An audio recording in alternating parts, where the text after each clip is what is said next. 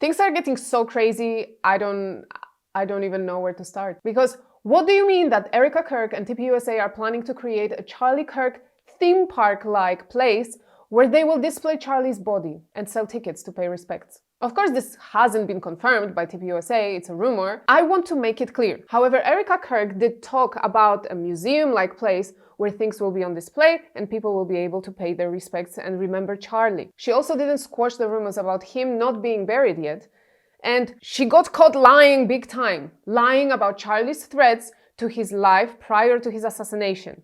This is big, and it proves that her claiming there is an investigation happening behind the closed doors is a bunch of BS. My humble opinion, the more I listen to her, the more creepy she seems to me. I'm starting to be scared. This is not normal. It's starting to feel like a cult to me, and it feels like TPUSA is using religion to justify some shady business. So I want to get into all of it today. We will dissect the information about the Charlie Kirk theme park attraction. We will watch some Erika Kirk clips, and of course, we will talk about her beef with Candace Owens. So a few days ago, Project Constitution tweeted this. Breaking, I called it last week and Erika Kirk just confirmed. TPUSA plans to turn Charlie Kirk's body into a gaudy money-making shrine. A few days ago, I dropped the bomb. TPUSA wasn't burying Charlie Kirk anytime soon. They were plotting a circus-like memorial at headquarters, body on display, tickets to pay respects, monetizing his corpse like a theme park attraction. Disgusting, understatement of the year. The replies were wild. Grave desecration, paranoia. Stop harassing the widow. Where is the funeral footage? Spoiler, there isn't any public proof of burial because there wasn't one. Excuse me, what? By the way, this is not confirmed, so let's keep calm before we completely lose our minds over it. But this information comes out after a series of events. That's why it hits so hard. First, Milo Yiannopoulos goes on Tim Pool and swears he knows for a fact that Charlie Kirk was not buried, and that they told him they are waiting because they will build him a huge mausoleum. Weird already. It's been 3 months. And then Erika Kirk goes on a book tour and we hear her say this. Oh, by the way, if you really pay attention, she's reading off a teleprompter. So please have in mind that she sat down and wrote those answers first. She knew all the questions before and maybe even told them what to ask her. She looks off to the side, like you will see. Off to the side and is reading her answers. Okay, let's watch. Talk to me about this part of the conspiracies that are out there, this disturbing part that people are trying to guess where Charlie is. Can I have one thing? Can I have one thing? Can my children have one thing? Everything was public. We will be building the most beautiful memorial for my husband at Turning Point USA, and it will be for the world to see, and it will be spectacular, and it will have basically museum style for our Charlie, for my Charlie. But can I have one thing? Can my babies have one thing where we hold it sacred, where my husband is laid to rest, where I don't have to be worried about some secular revolutionary coming and destroying my husband's grave while my daughter is sitting there praying? One thing. This is my husband. Yes, he was Charlie Kirk to the world, and I know so many people love my husband, and I am grateful for that, but this is my husband, and I want to be able to have one thing left that is sacred to our family, to my in-laws, to my babies, and to my parents. One thing. I really hate how she speaks, how performative it always is, how rehearsed and dramatic. I can imagine her walking around the living room with her notes and practicing saying those things. And of course, when she says, "This is my husband," that's a jab at Candace, 100%. She's repeating what all those anti-Candace minions have been writing on X, because on X, the attacks at Candace are always themed, okay? They come with themed waves. The most recent one is, OMG, he wasn't her husband, why is she acting like a jealous wife? But yeah, Erika's dramatic delivery just doesn't sit right with me. Why not just say, we decided not to share his place of rest with the world. We want to keep it private for safety reasons, but we will have a place for his fans to pay their respects. That's it. But people tend to act and speak like this when they are trying to be more convincing and when they are trying to play on people's emotions, tug at heartstrings, yeah? Also, why is she so angry about people asking questions? Nobody forced her to share anything. On the contrary, when she posted herself crying over her husband's open casket, when she posted herself crying when getting off the plane, when she did a speech just 2 days after his death, when she came out on stage and at his memorial and synced with fireworks and music for dramatic effect. None of it was demanded by us. None of it was forced on her, okay? And now she's like, can I just have this one thing? What do you mean? You approved all of it. You did all of it, okay? It was on your private Instagram. You are in charge. Here are some comments. Wow, I had not even thought about them charging an entry fee to the museum style whatever being built. Hopefully that is not their plan. Hopefully it is free to visit. No, it's not going to be free. Guys, come on. There's going to be subscription fee. Another comment. They don't have enough money, guys. Buy the book too. And it's Turning Profit USA. And this one, you nailed it. But she's not going to be showing the body. I think you're misconstruing that part. I also personally think this is a rumor. No, it's not going to happen, right? But nothing has been normal since 9/10, and elites tend to normalize the craziest things. We then get desensitized, and that's the vicious circle. How far the insanity can go, and we will be like, okay, that's fine. That's the new normal. So yeah, but this one, I don't think it's gonna happen. What isn't a rumor though, is that Charlie's last book, Stop in the Name of God, is out now, and Erika Kirk is on a book tour promoting it. She did gazillion interviews and podcast appearances that gave us a chance to assess how truly creepy she is. Because journalists weren't only asking about the book. She got caught in a huge lie. Listen to this one. But he was not messaging people the day before saying, I'm gonna be murdered, they're coming after me, someone's going to kill me. He didn't say that. And I have his cell phone. She has his cell phone? Shouldn't it have been collected for evidence? Shouldn't the contents be investigated for the trial? Why does she have it? Let me know, guys. If you're lawyers, if you work at law firms, let me know how this works. Because to my knowledge, my simple civilian knowledge, I believe these are the items that are being confiscated first, right? They're being investigated. That proves that this whole investigation is bullshit. The first thing they do, they take your devices, your cell phone, they check your email, they check your chats, your locations that you checked into, your pictures, all of it. And of course, what she said was a lie as well about Charlie not saying that they were going to kill him. Project Constitution again kindly broke it down. Exposed, Erika Kirk just got caught lying on national TV about Charlie's final text, and we have the receipts. Today on Glenn Beck's show, Erika Kirk looked America in the eye and said he was not messaging people the day before saying they're going to kill me. I have his cell phone, it never happened. That's not a memory lapse. That's not grief talking. That is a provable, documented, receipt-filled lie. Here are the receipts she's praying you never see. Harrison Smith, InfoWars, went public. Charlie told him days before he feared Israel would be taken out. Maybe would be taking him out. I think that's what it's supposed to be. Andrew Colvet's TPUSA insider confirmed Charlie's texts about threats. Frank Turek went on record the day before the event. Charlie told him directly, they're going to take me out. Frank also read the email Charlie sent him weeks prior saying the exact same thing. Candace Owens showed the actual text on her phone. Charlie saying his life was in danger. Multiple other witnesses, still off record for safety, have told the same story privately. So not all of them were the day before, but he said that to people in general in the months leading to his assassination. Okay, so super shady. Nobody can convince me otherwise. She's shady. She's super creepy. Anyway, just to also straighten out some things, because rumors are rumors, assumptions are assumptions, but we prefer more factual info here. A lot of people were weirded out that only 3 months after 9/10, the day Charlie Kirk was assassinated, suddenly they were publishing his book. It looked like a poorly planned PR move. However, I found out that this book was in the making and was planned to be released in December, long before his death. Here is Charlie talking about it himself. Me and my girlfriend struggle with trying to be better servants of God with really high demand schedules. So do you just have any advice on that? Are you honoring the Sabbath? There's your advice. My advice always goes back to, it's not me shaming you. I used to be that way. 4 years ago, I was stressed out, anxious. Biden became president. It was the summer of 21. And I was burned out. COVID burned me out. Floydapalooza burned me out. Biden burned, it was just It was a dark time. Remember that? Remember the summer of 21? It was just dark, right?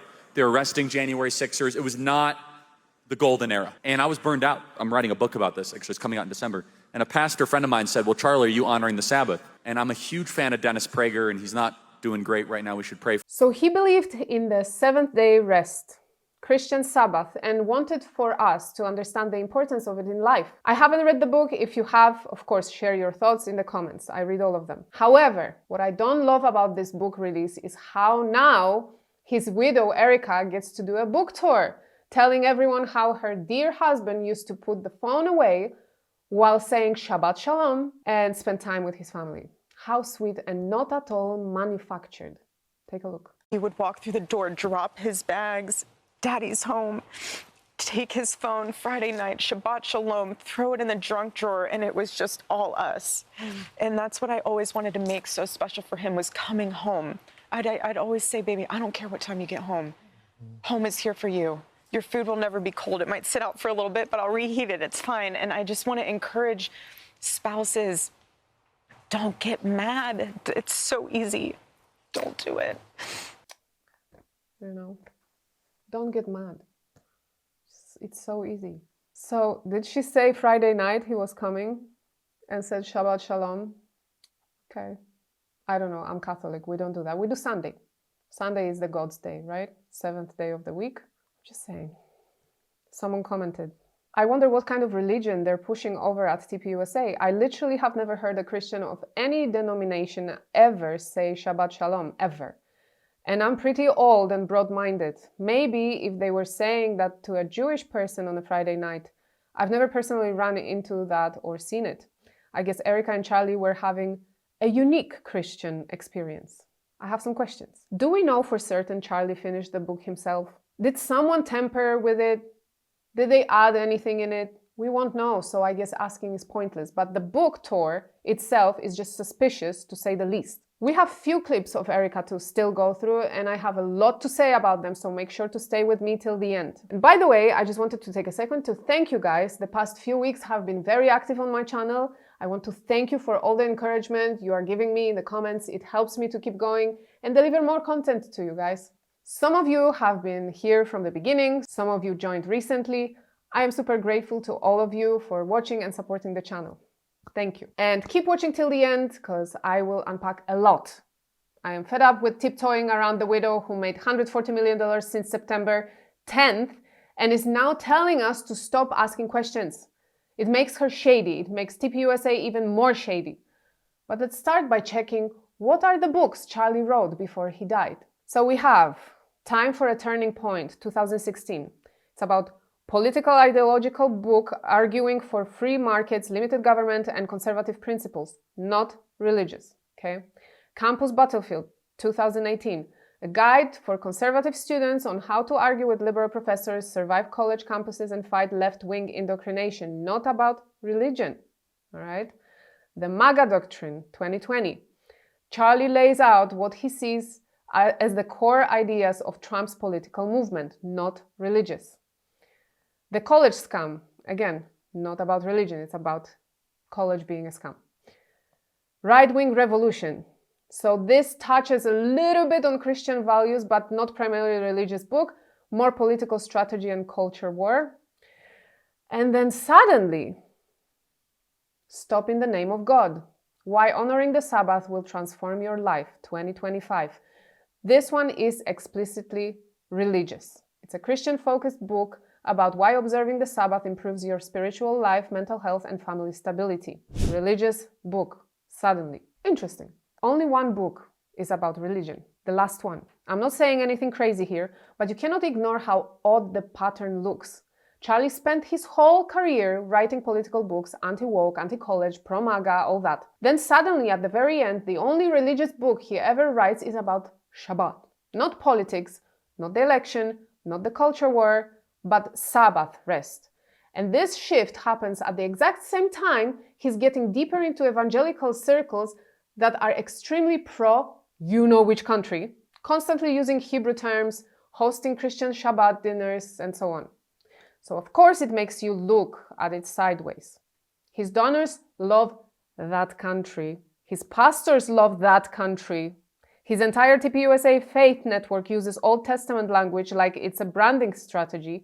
And suddenly Charlie, who never wrote lifestyle or religious content in his life, is writing a book about Sabbath renewal and saying Shabbat Shalom while turning off his phone. I'm not saying this is a conspiracy, but come on, if you saw this in a political drama, you'd see the pattern immediately. It's just interesting that out of all the possible topics he could have written about, it lands perfectly inside the worldview of the people around him in that last phase of his life. Whether that's meaningful or just a coincidence is up to interpretation, but the timing, the topic, and the shift in his messaging are definitely weird. And the only person that can confirm Charlie wrote it fully himself is his shady wife. That's all we have. Anyway, there are so many things that disturb me about Erika Kirk and TPUSA, and if you guys watch my videos, you know that I thought that from the very start. I wasn't going full-on propaganda on her because it was right after her husband died, so I wanted to give her the benefit of the doubt. I'm done now. She is on a book tour 3 months after his death, ordering people to stop talking about the investigation and to stop suspecting her family of having anything to do with Charlie's murder. And by her family, she means TPUSA, of course. I want to focus on 3 things when watching the clips with you guys. Her beef with Candace, it's coming. I'm gonna comment on it, don't worry. How she keeps repeating TPUSA is her family and how weird it is. It's very weird. And of course, how her good Christian girl act is falling apart, okay? I swear this whole thing is becoming more and more like a Mexican telenovela, and I am here for it. It's too late for me. I am invested. I'm going to be here till it implodes. I don't care. Let's watch. The podcaster Candace Owens, okay? At one time, a friend of Charlie's, at one time, an employee of Turning Point. She has been one of the main peddlers of these conspiracies, and she is making a huge amount of money on it. She is building her business off of these lies. What do you want to say to her and the other people that are putting these lies out into the world right now? Stop. That's it. That's all I have to say. Stop. I am trying not to make fun of her, but I have to do one thing. We need to put soundtrack for the moment she changes her face from to. Let's do it. The podcaster Candace Owens, okay? At one time, a friend of Charlie's, at one time, an employee of Turning Point. She has been one of the main peddlers of these conspiracies, and she is making a huge amount of money on it. She is building her business. I want to foresee the future of this clip. It's going to be very, very memeable. I know it's a serious topic.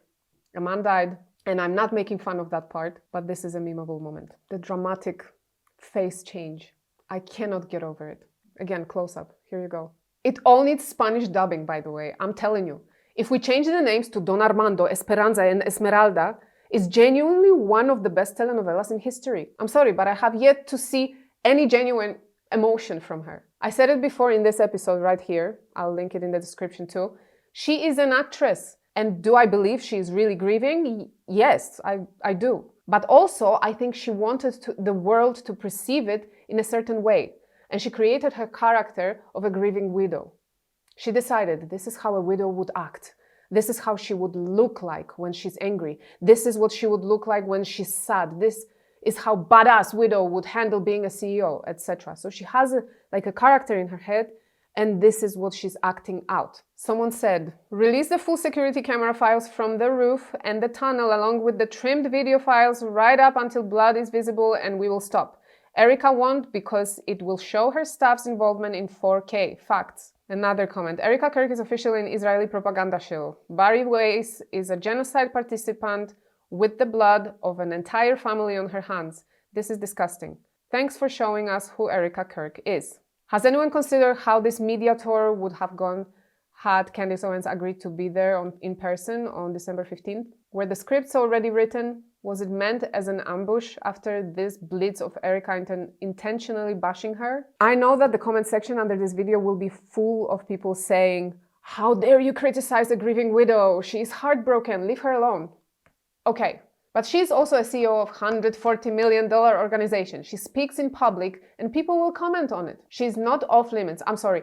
Everyone has crap going on in their lives If I lost someone and after 3 months went to work and effed up on an assignment and got critique from my boss, I wouldn't turn around and say, hey, you cannot say that to me. You cannot point out my mistakes. I am still grieving. Maybe I'm being too much.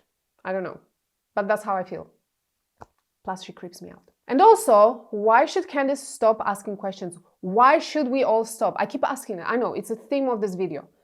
But this was what Charlie was all about, asking questions. He encouraged it. Take a look. Because I learned during COVID. I learned when they told us that it came from a bat in the Himalayas. I learned when they told us the vaccine was safe and effective. I learned when they told us that ivermectin was horse paste, that you better keep asking questions because it's the only thing that keeps us free. Thank you so much. Sorry, Erika, we will listen to Charlie on this one. I also can't help but notice that her act changed from the I forgive him. Let's play that clip. I forgive him. That was week after Tyler Robinson allegedly assassinated her husband. Week after. And also how funny is that I can never get enough of this clip, okay? I always find something new. So now I'm looking at it and she literally had to check her script before she said, I forgive him. She goes, I forgive him. She had to double check. Anyway, so she went from this mega super duper Christian who's forgiving to this. Come after me, call me names, I don't care.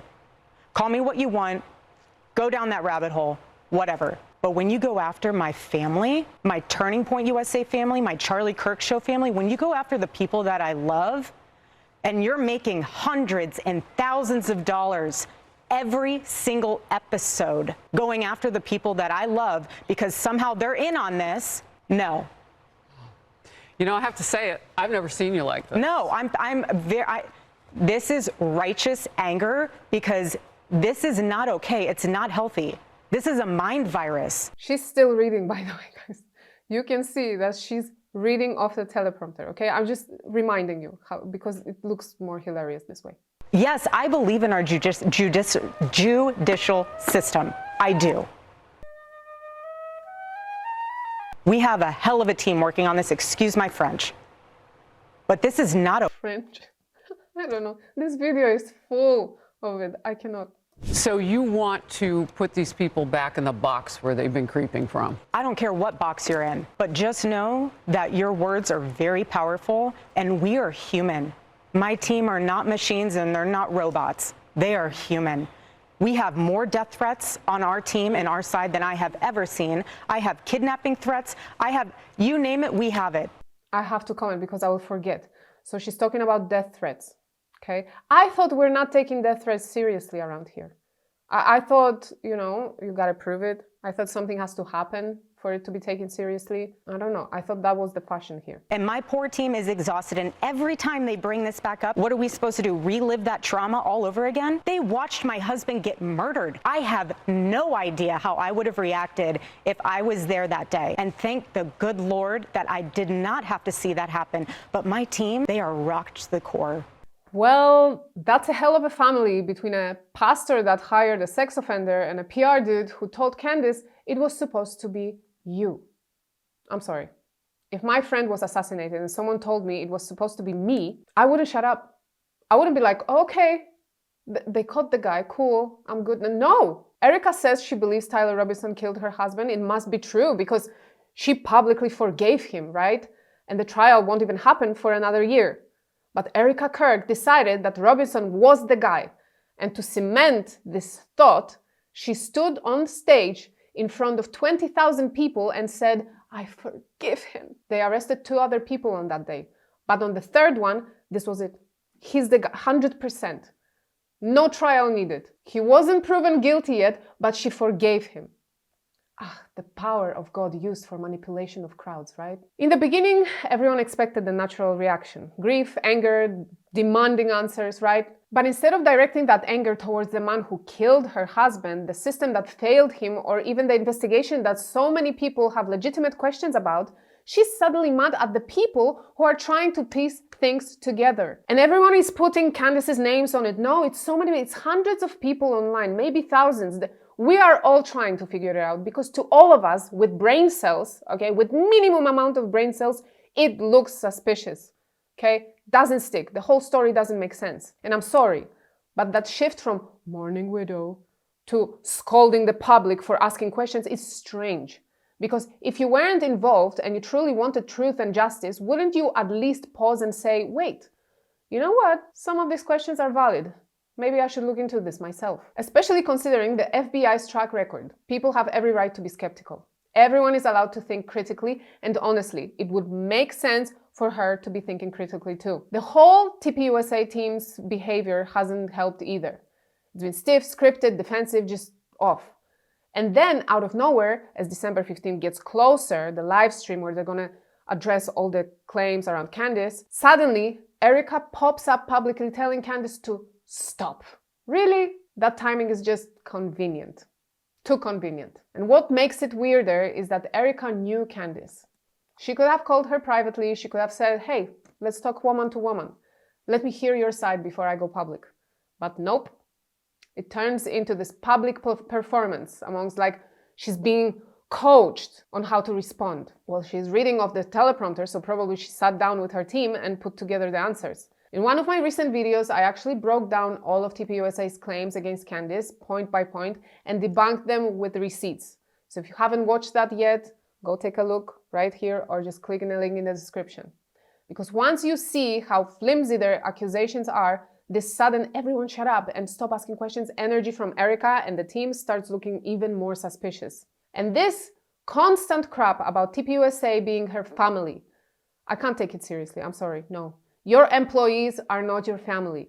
It doesn't matter that Charlie Hunt selected them. They get paid to be there. And if someone will pay them more, they will go. About you, the mom, and the kids, how do you choose now with all the people around you who will be the role models that you want your kids to be influenced by? Well, we have a phenomenal team at Turning Point USA. It's a family. And Charlie handpicked every single person that's in leadership. So what the beautiful part about Turning Point USA is that everyone behind the scenes, when you pull back the curtain, they're doing exactly what they were doing on 9/9 before 9/10 happened. And we haven't lost speed. I mean, yes, of course we took time to mourn. But our team, for example, when Charlie was murdered, within 7 days we were able, by the grace of God, and we pushed through to put on that memorial for him. Our team does not look at this as a 9 to 5. It's vision-led, it's movement-driven, but it's also a way for our whole team to put their pain into something that is so bigger than any of us.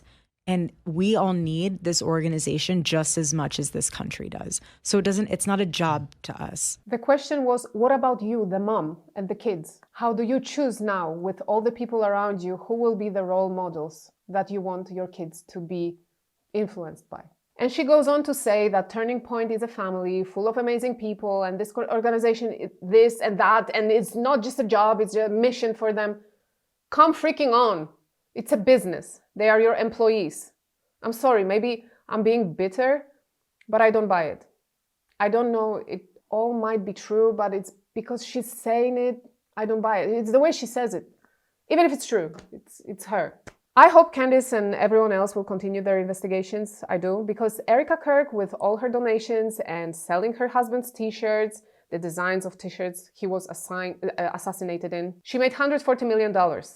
And then she turns around and is mad that we, the little people, make few cents by noticing that something doesn't add up. Candace said in the last podcast that she will stop under one condition. Erika has to tell her which of the things Candace said in the past 3 months are lies. Maybe we'll hear it on the 15th of December. I think they are doing their homework and preparing for this day like nothing else before. And they are not doing it from 9 to 5. We know now. They are focusing so hard right now that they had to delete their social media not to be distracted. Or maybe after this picture from 2019 of Tyler Boyer and Erika Kirk hugging son of Bibi resurfacing. Maybe it has something to do with Boyer making his Instagram private and Andrew Colvin completely deleting it. Don't ask, guys. Don't be suspicious, because you're hurting Erika's feelings. Please, they are family. One more thing I want to share here. Do you remember the analogy I presented to you last time called chocolate theory? For those of you who haven't seen it, I explained that I saw my son with his face full of chocolate. I asked what's on his face, and he said, I didn't eat Nutella. So he accidentally gave away the truth. So did Erika do the same? Listen to this story Candace received from one of her listeners. I just came from the CBS and Erika Kirk town hall, and this is what she said about the conspiracies and Candace. Erika said she was pregnant when the Egyptian planes were flying and following her, so she wasn't on them. She said she has photo proof. Candace never said Erika was on the planes. She said the planes were following her and overlapped with her location 73 times. But Erika goes, I wasn't on the plane. Candace is lying. I was pregnant. This was never even implied, so you tell me if you spotted chocolate theory here again. Let me know. Anyway, as usual, I want to know what you guys think. Does Erika Kirk seem trustworthy or creepy to you? Let me know in the comments. If you enjoyed this video, make sure to share and like it. And of course, subscribe to my channel, turn on the notifications to never miss another Daily Freddo episode. And for even more content, follow me on Instagram and X at Daily Freddo. That's all for today. Have a good one.